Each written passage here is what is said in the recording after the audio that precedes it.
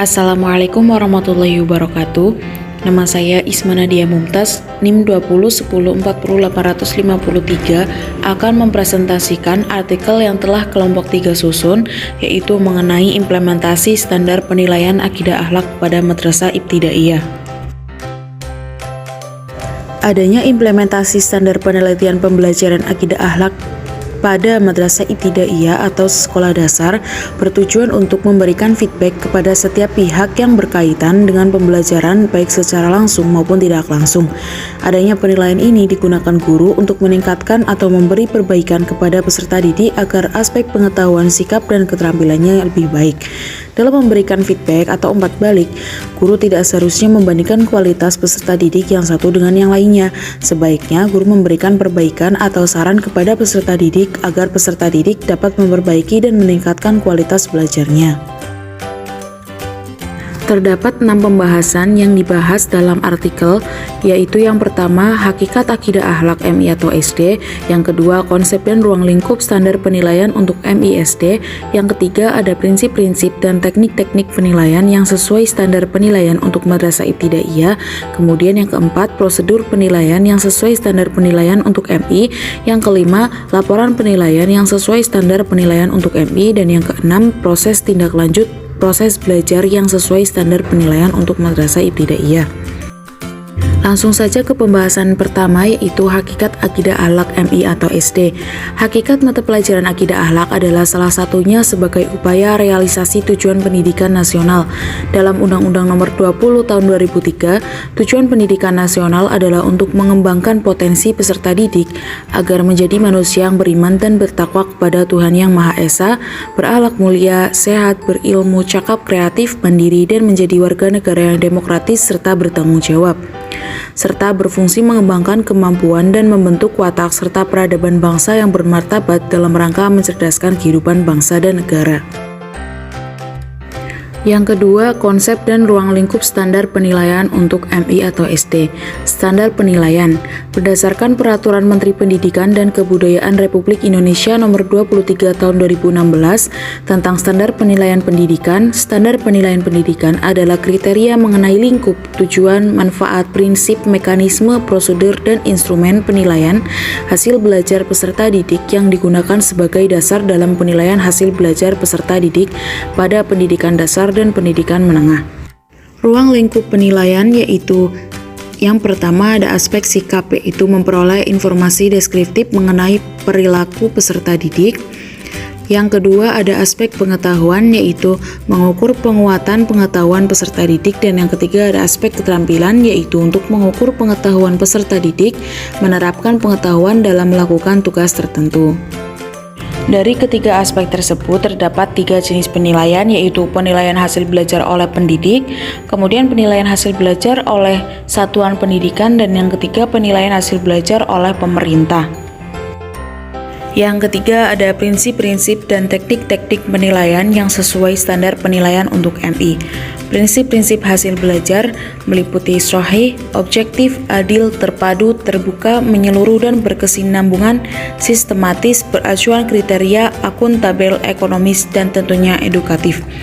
Kemudian, instrumen penilaian yang digunakan oleh pendidik dalam bentuk penilaian berupa tes, pengamatan, penugasan perorangan atau kelompok, dan bentuk lain yang sesuai dengan karakteristik kompetensi dari tingkat perkembangan peserta didik.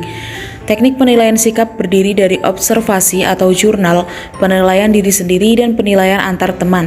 Observasi atau jurnal yang dimaksud dalam penilaian sikap peserta didik merupakan teknik yang dilakukan secara berkesinambungan melalui pengamatan perilaku. Kemudian hasil observasi dicatat dalam jurnal yang dibuat selama 1 semester oleh guru muatan pelajaran, guru BK, dan guru kelas. Kemudian yang keempat ada prosedur penilaian yang sesuai standar penilaian untuk MI. Berdasarkan Permendikbud Nomor 23 Tahun 2016 tentang standar penilaian pendidikan, prosedur penilaian antara lain yang pertama prosedur penilaian aspek. Nah, prosedur penilaian aspek ini dibagi menjadi 3, yaitu penilaian aspek sikap, yaitu dilakukan melalui tahapan mengamati, mencatat, menindaklanjuti hasil pengamatan, dan mendeskripsikan. Yang kedua ada penilaian aspek pengetahuan, yaitu melalui tahapan menyusun, menyusun, mengembangkan, melaksanakan, kemudian memanfaatkan hasil penilaian dan melaporkan hasil penilaian dalam bentuk angka dengan skala 0 sampai 100 dan deskripsi. Kemudian yang ketiga ada penilaian aspek keterampilan, yaitu dilakukan melalui tahapan menyusun, mengembangkan, melaksanakan, memanfaatkan hasil penilaian dan melaporkan hasil penilaian dalam bentuk angka dengan skala 0 sampai 100 dan juga deskripsi. Yang kelima yaitu laporan penilaian yang sesuai standar penilaian untuk madrasah ibtidaiyah. Laporan hasil belajar harus mencakup rincian hasil belajar siswa berdasarkan kriteria yang diberikan, informasi yang jelas, lengkap dan akurat tentang pertumbuhan siswa, materi informasi bagi orang tua tentang perkembangan hasil belajar anaknya. Laporan dapat berupa lembar, buku, atau lembar demi lembar. Laporan berbasis lembar harus memuat semua informasi tentang kemajuan belajar siswa secara konsisten. Laporan buku menjelaskan semua keterampilan yang harus dimiliki orang tua secara teratur. Laporan format buku dan lembar mencakup semua keterampilan secara individual.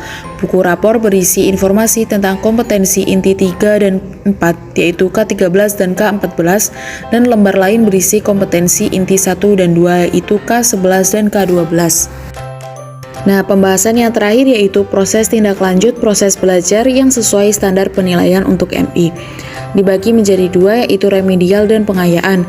Remedial adalah proses untuk memahami dan menilai dengan tepat yang berkaitan dengan hambatan belajar siswa. Bentuk-bentuk remedial bisa berupa pengajaran kembali, bimbingan individu, pekerjaan rumah, menyuruh siswa mempelajari bahan yang sama dari buku pelajaran, atau juga bisa guru menggunakan alat bantu audiovisual yang baik, dan yang terakhir dengan bimbingan tutor sebaya. Kemudian pengayaan. Bentuk-bentuk pengayaan yaitu dalam buku panduan penyelenggaraan pembelajaran pengayaan yang disusun oleh tim Depdiknas, yaitu belajar kelompok, sekelompok peserta didik yang memiliki minat tertentu diberikan pembelajaran bersama pada jam-jam sekolah biasa. Kemudian yang kedua dengan belajar mandiri. Secara mandiri peserta didik mempelajari sesuatu. Kemudian yang ketiga dengan pembelajaran berbasis tema, yaitu memadukan kurikulum di bawah tema besar sehingga peserta didik dapat mempelajari hubungan antara berbagai disiplin ilmu.